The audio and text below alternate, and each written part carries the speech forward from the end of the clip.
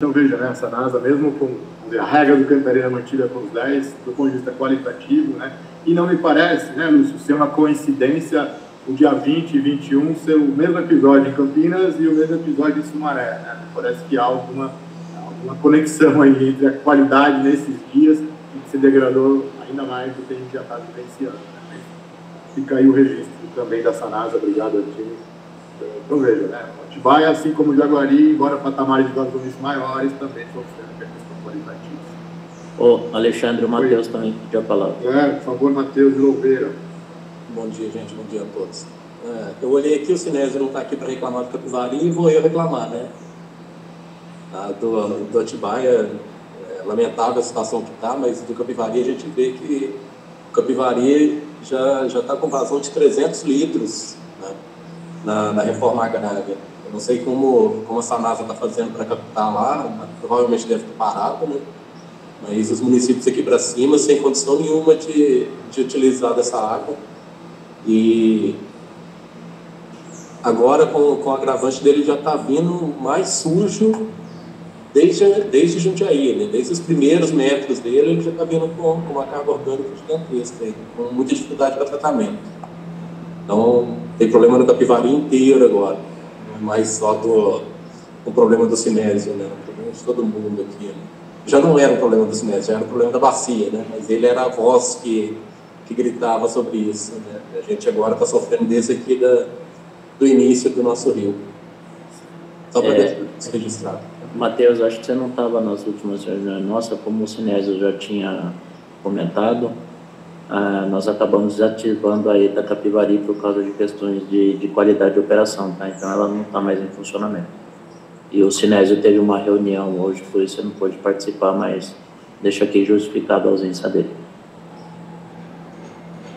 Perfeito, é isso mesmo, né? O Sinésio, na última reunião, trouxe aí essa triste notícia, eu diria, né? E tem tudo a ver com o que a gente estava falando de Atibaia, da integração entre os sistemas. Né? Ou seja, agora, a captação do Atibaia tem que ser capaz, mas em Campinas, de abastecer toda a região que era abastecida pela bacia do Capivari. Né? Então, a integração entre os sistemas é fundamental para melhorar aí a resiliência, né? Agora, claro, com limitações, evidentemente. Bom, então acho que são esses do registro, né? Vejam que aqui são os principais, é claro que vários outros municípios relataram alguns problemas, né, pontuais, mas veja, seja nas calhas influenciadas pelo Cantareira, ou o caso do Capivari, que o Matheus acabou de trazer, que não é influenciado diretamente pelas cargas do Cantareira, sofrendo bastante aqui nessa estimativa. Bom, vamos olhar um pouquinho o sistema Cantareira, então, esses são os dados de ontem.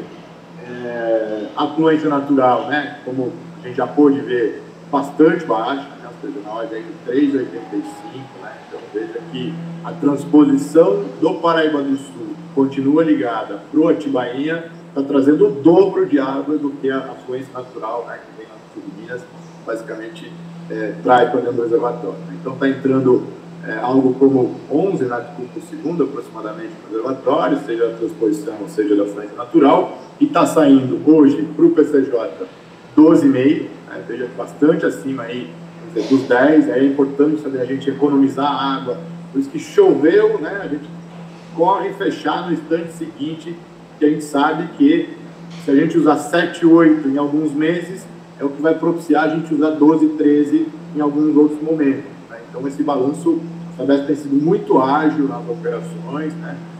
E é claro, aí também o DAE, que está ajudado, sendo muito ágil também, tanto o Felipe na diretoria, sabe a situação, quanto o superintendente Anderson, todo mundo tem sido bastante ágil, seja nas aberturas quanto nas reduções, para justamente tentar fazer a gestão mais eficiente possível. Né? Então, hoje nós estamos carregando, como já disse, 2,5 Jaguari, Cachoeira 5,5 e Atibainha 4,5, estão sendo 10 no Atibaia e 2,5 no Jaguari. Ontem os dados da transposição para São Paulo, então veja que São Paulo não é diferente, né, com altas temperaturas, etc. O consumo cresce bastante, fazendo uma retirada aí de 30,3, então está saindo do reservatório algo como 43 e está entrando 11, evidentemente o reservatório tem caído aí a taxa de 0,2%, 0,3% ao dia e hoje, aliás ontem, né, 50,4% o nível de armazenamento aí em estágio de atenção na faixa estabelecida pela Agência Nacional de Águas, os DAE nesse mês de outubro. E só para fazer uma comparação, o ano passado, nessa mesma data de ontem, estávamos com 67,8, então, este ano abaixo, mas vamos lembrar que ano passado tivemos em janeiro e fevereiro que choveu a beça, né? E em 2022, aí um ano já que vinha, né, de um biênio muito seco, nesta mesma data, com 44,8, e esses números também estão refletidos aqui no sistema integrado da Grande São Paulo, né? Dado de ontem, que une o Cantareira e todos os mananciais da Grande São Paulo, 48,4, ano passado 65, em 2022, 49,6. Então, veja que reflete muito o cenário que a gente tem aqui no sistema Cantareira. Os colegas da Sabesp, acho que o Rafael está por aí, não sei se o Luciano Alexandre, também se quiser trazer aí alguma informação sobre o olhar aí um pouco do verão, o planejamento de operações, fiquem à vontade.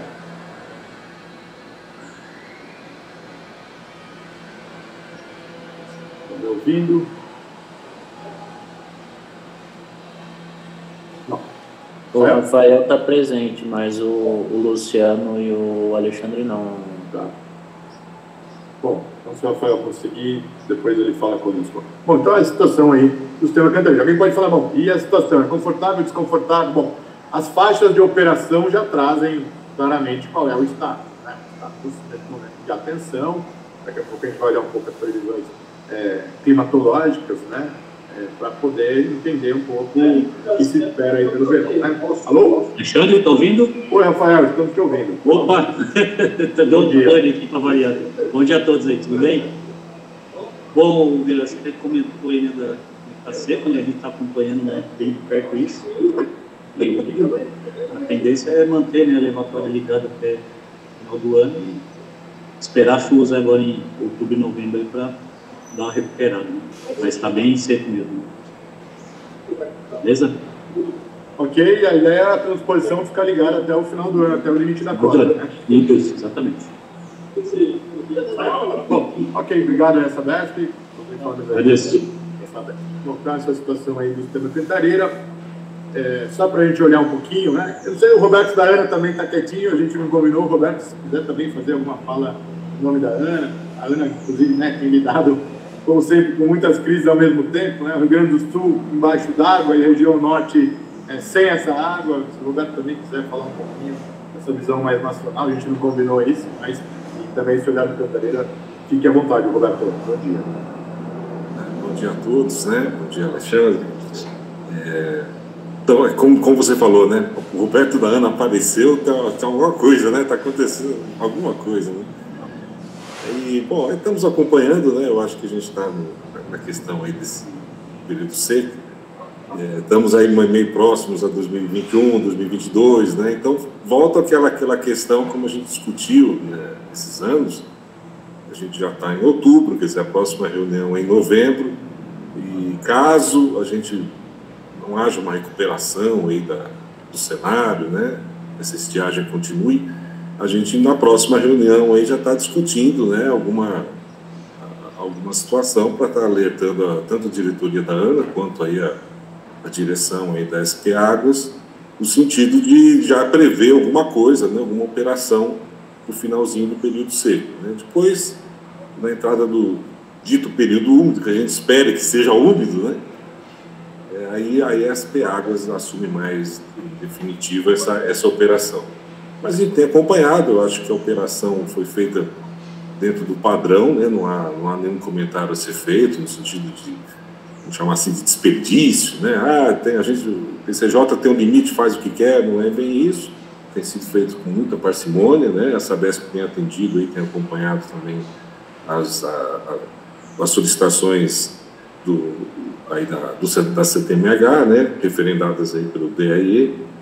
E estamos aí. Então, o alerta, estamos aqui acompanhando nesse sentido, né? Assim que passar esse mês de outubro, aí antes mesmo da reunião aí de novembro, para a gente já conversar aí com a coordenação, tal, no sentido de verificar se haverá necessidade de alguma coisa que fuja do já convencionado nas resoluções aí, né? A princípio, quando a gente vê as curvas já do 8º ano, né, de operação aí dessa questão da garantia de 158, a gente vê que existe grande chance da coisa fechar, né?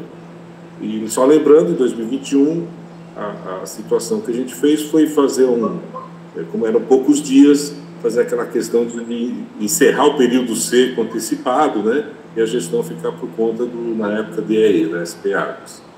Né? Essa foi uma alternativa a única alternativa que fugiu da resolução, tá? Então, estamos aí à disposição, qualquer coisa é só entrar em contato com a gente também, né? Estamos acompanhando e ficamos aqui à disposição em qualquer dúvida. Tá bom? Obrigado.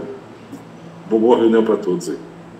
Muito obrigado, Roberto, aí pela presença, e a gente sempre usa como data, vamos dizer, limite para a gente até conversar sobre a própria orientação, algo como 20 de outubro, né?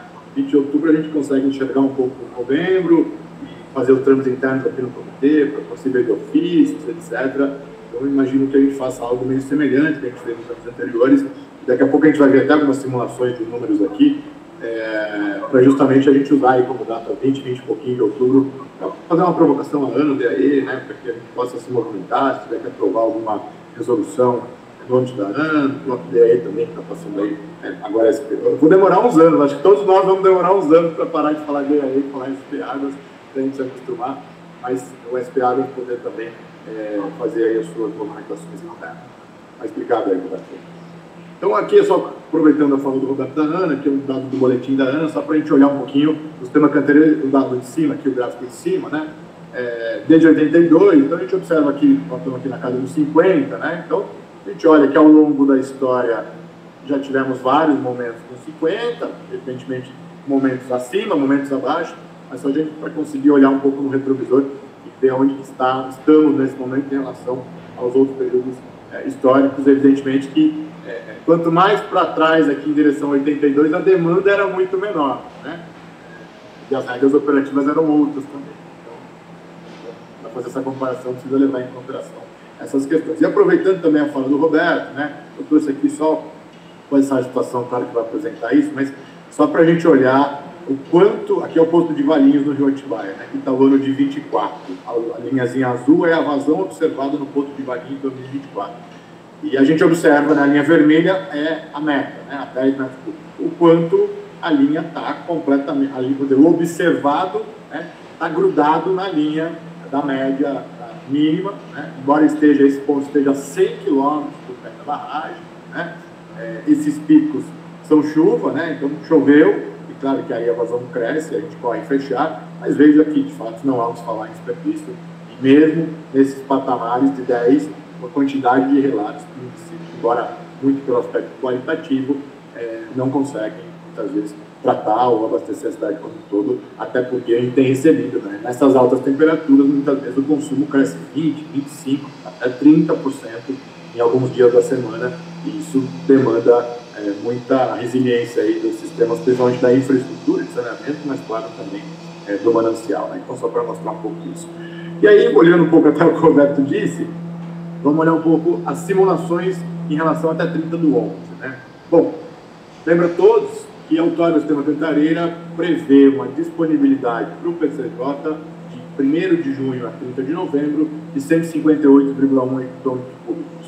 Isso significa o quê? Se a gente soltasse 10 metros cúbicos do dia 1º de junho, full time, até 30 do 11, daria algo como 158 hectômetros. Alguns momentos a gente solta 5, 6, 7, outros 12,5, né? Então, o que nós temos aqui de simulação? Se a gente olhar de hoje até 30 do 11, nós temos 59 dias. Então, 59 dias para encerramento oficial, vamos dizer assim, formal, né? Como o Roberto disse, nem sempre São Pedro respeita esse nosso calendário, mas 59 dias. Fazendo uma simulação de consumo, está 12,40, mas é 12,50, que é a vazão de hoje, né? Então, com 12 metros cúbicos e meio, aproximadamente, a gente consome algo como 1,03 metros cúbicos dia. Valores médios, né? Então, dia. Se a gente olhar um cenário completamente pessimista, uma catástrofe, ou seja, não vai chover uma gota daqui até novembro. É o pior dos cenários que a gente pode estabelecer. A gente precisaria, com essa descarga de 12 e alguma coisa, algo como 60 hectômetros cúbicos até 30 do 11.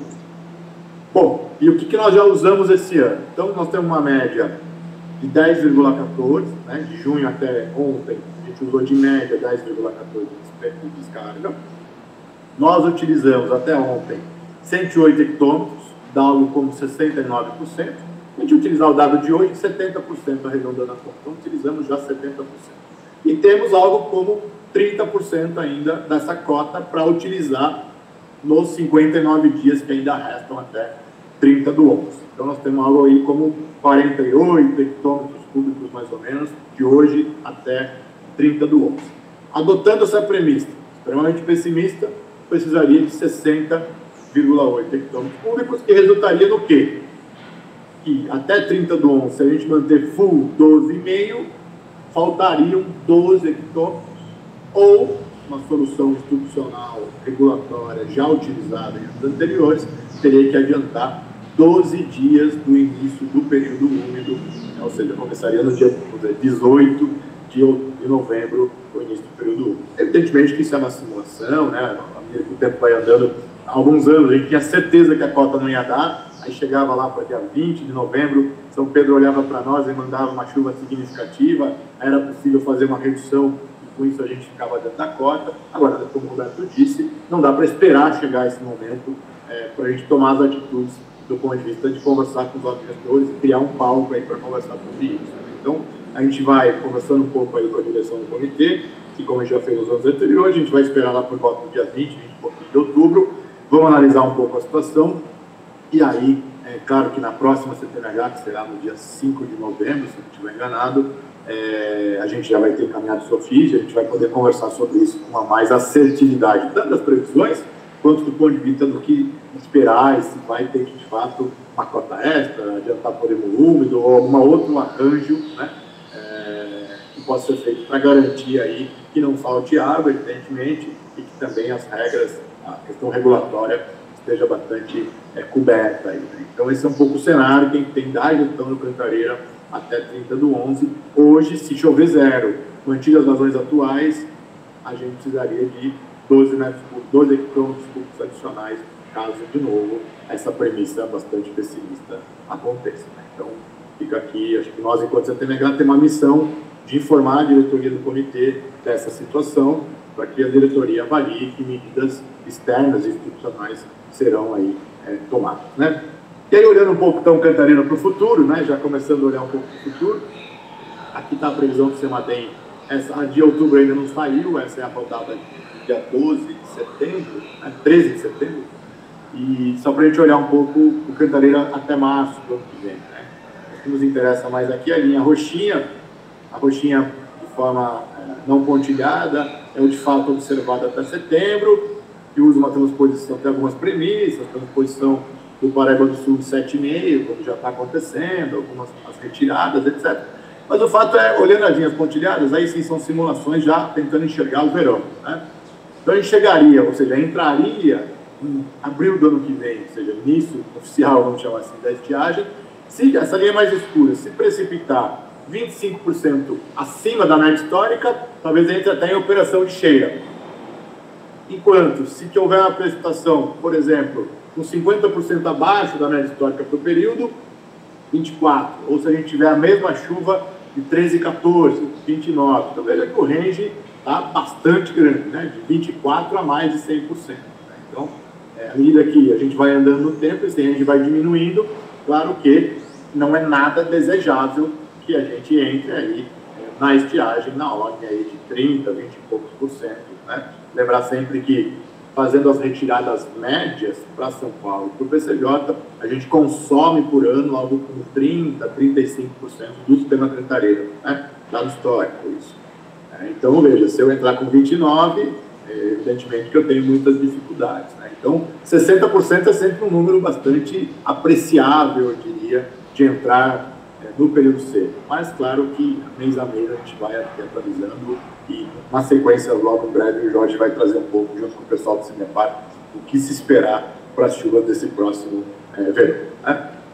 Bom, dito isso, eu queria então convidar a sala de situação para fazer aqui uma breve apresentação também sobre o mês de setembro, um pouco sobre os próximos meses. Não sei se quem está conosco aqui, se é o Rafael ou a Carol. Sou eu, Carol. Olá, Carol. Bom dia, bem-vinda. Vou compartilhar aqui com vocês, gente.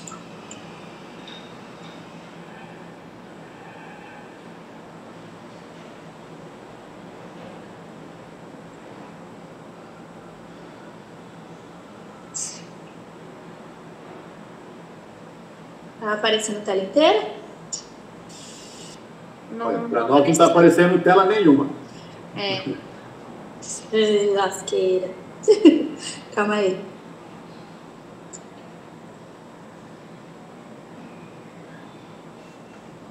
Ah, não é possível compartilhar sua tela. Por quê?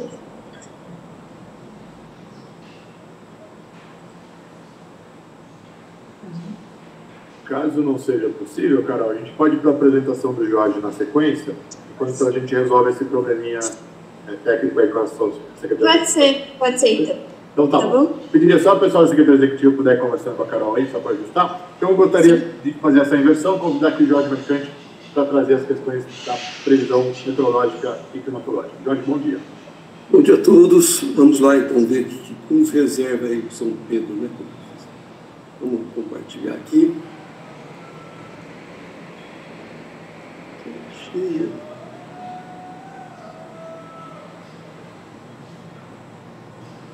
Um minutinho, então.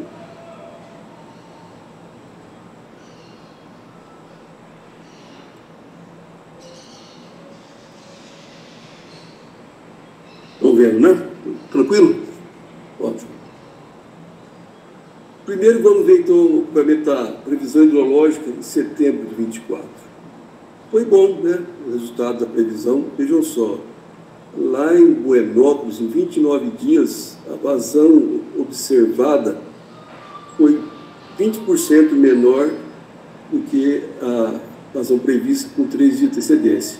E Atibaia, 30 dias, o mês todo de setembro acertou, né? E Valinhos também, com 7 dias de antecedência, conseguimos que a vazão observada fosse sempre inferior a 20% em relação à prevista. Bom resultado também. Agora, a estatística que está a série histórica, né? Vejo que realmente nos meses de chuva, às vezes cai muito, porque a previsão fica bem mais complicada, mas os meses secos, a previsão acerta em cheio, a maioria das vezes. Tá? Agora, em relação ao intervalo de predição, que realmente aí eu avalio o modelo, né? Ideal que sempre seja abaixo de 75%, né?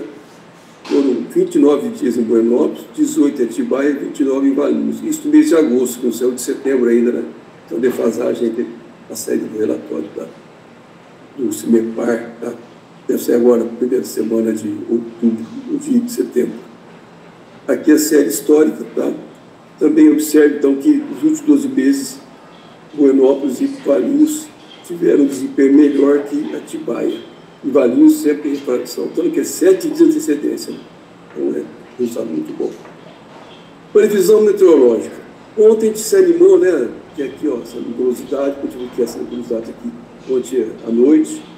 Só que hoje chegou aqui já meio diluída, né? Choveu em algumas cidades do interior aí, mas aqui em Campinas não choveu, não.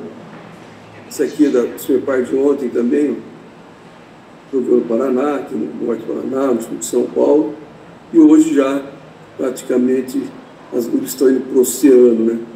Isso aqui é a carta sinótica do INMET desde o dia 27, né? Então a gente observa aqui uma frente fria, né, no dia 27 de setembro. Ela foi também para o oceano, não choveu aqui também, né, praticamente, começou no litoral. E essa aqui já no dia 29, aí dia 1º, dia 2, isso aqui ontem meio-dia. E hoje está aqui, ó, né, estacionário aqui, né, e tem uma nova frente chegando aí, que provavelmente pode ser que traga chuva para nós a partir de amanhã, não em grande quantidade, mas pode ser que venha a ter, né, tem também essa instabilidade aqui, pode ser que esse sistema todo traga chuva para cá. Aqui então é do CPTEC que eu falei, né, está prevendo chuva para o dia 4, pouca coisa, 2 milímetros por hora aqui, em média por hora, né, mas e já virou, realmente já virou o tempo aqui, né, ontem já precisa tentar de sudeste, aqui a frente fria, a temperatura caiu um pouco, né, deve ficar um pouco mais amanhã. Mas é só isso, né? Aqui pelo CPTEC. Pelo CIMEPAR também, o modelo de hoje prevê para amanhã chuva aqui na região. Tá? Não muita chuva, mas prevê. Isso aqui é a previsão hidrológica, né? O Enópolis também é tranquilo, tá acima aqui do limite, né? Praticamente. Aqui chegou abaixo de 2,5, mas está acima aqui dos 2 metros por segundo.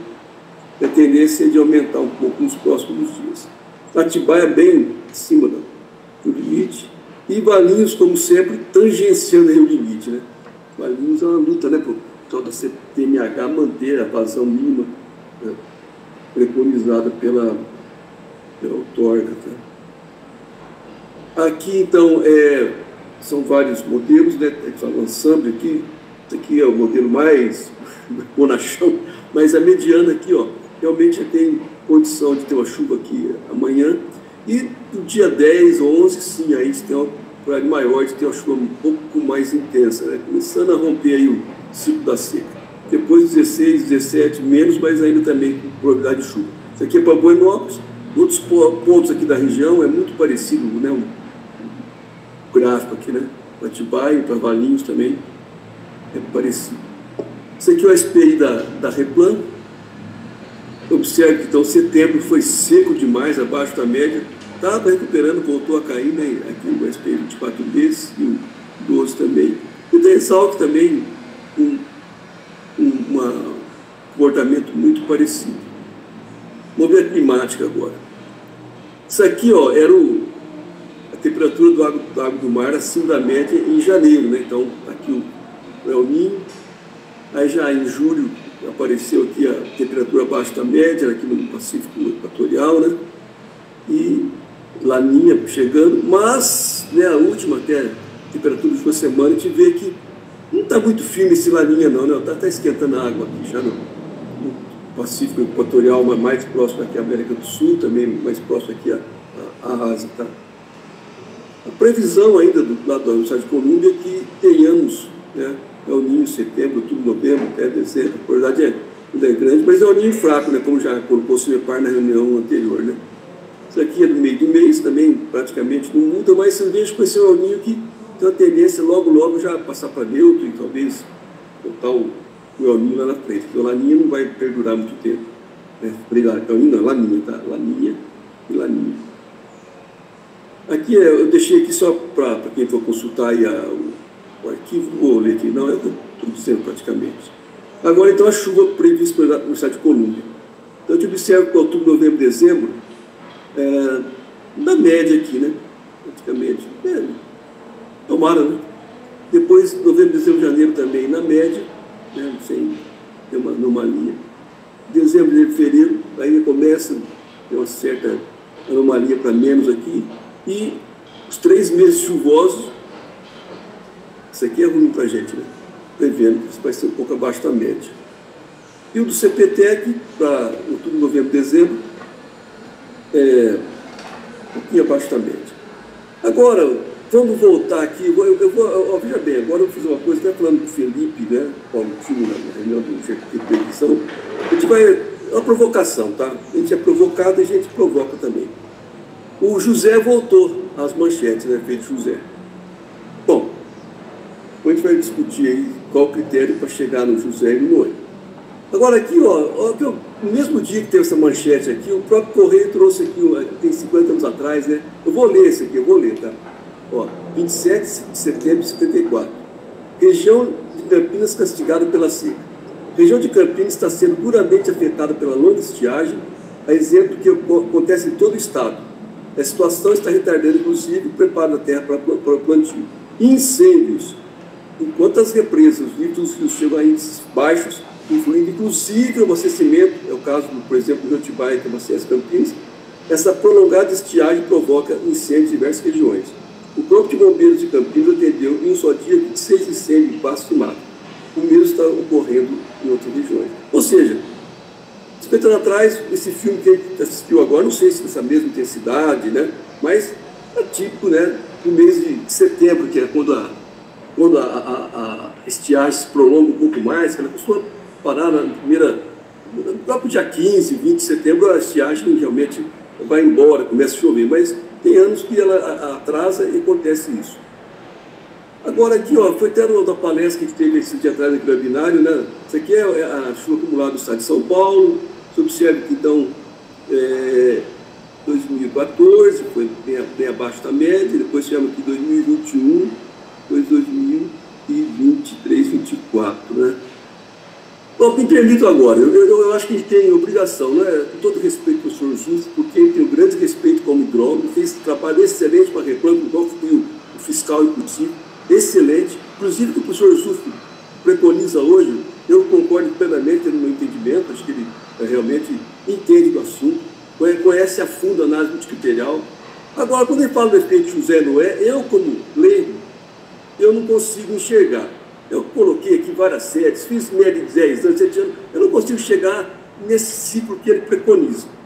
Eu não conheço qual modelo que ele usa, tá? Talvez era bom vir aqui na CTMH e mostrar qual série histórica que ele usa, porque eu tentei de várias formas, mas eu sou leigo. O que eu fiz então, né? Então, eu vou deixar aqui só como curiosidade, mas então nós solicitamos a doutora Daniele, lá da CIMEPAR, ela é doutora, né?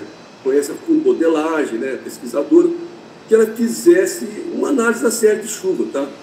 Veja bem, gente, longe de nós questionar se vai ter seca forte em 25, 26, como o senhor Justo colocou na imprensa.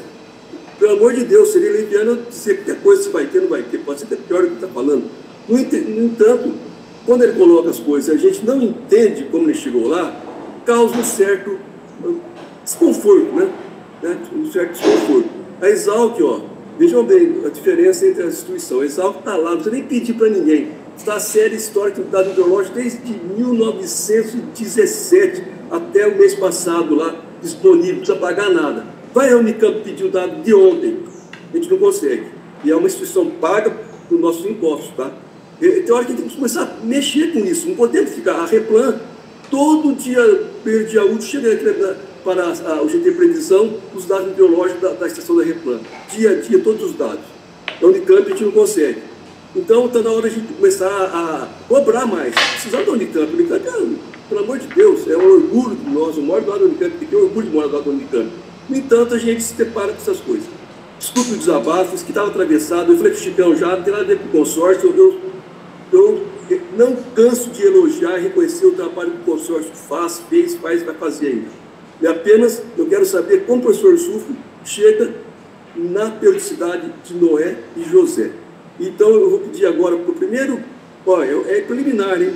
O Zé Eduardo, então, por favor, apresentar aí o trabalho que a Daniele fez, tá? Foi muito rápido. Pois não. Você, não, eu te pedi, você já está com para você passar os slides, por favor? Posso apresentar aqui. Okay. Tá, então eu vou apresentar aqui, então, um momentinho, por gentileza. Como que eu abro ele aqui agora? Tem que entrar aqui no meu diretório, não é disso?